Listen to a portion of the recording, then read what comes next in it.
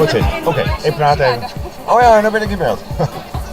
Dan praat ik even, ik moet gewoon even een minuut Fries praten dat het al goed is. Nou, wat heb ik te vertellen? Ik leef nu bij het hypnosespel van Dron Rib en Guido Amadeus, oftewel Mozart. Een hele aardige vent, een beetje romanticus, een beetje grappige figuur. Dus wel uitzie volop. En nou ja, we hebben een hele nottige jongen. We zitten nu al even op een bakje koffie. En we hopen dat we een hele soort krijgen voor jongen. Het is nog een hele minuut. Hè? We kunnen nog een hele minuut praten. Ja, dan staan we terug in. Dus nou ja, morgen gaan we gewoon weer naar huis werk en dan gaan we wat lekker slapen. Nou, en als je wel even goed verder houden in. En nou, wat zit ik er nog vertellen? Ik heb ook helemaal de roep van ons maken net. Of kunnen we best hier deze praten houden? Ja, we moeten een beetje meer hinnen hebben. Ja.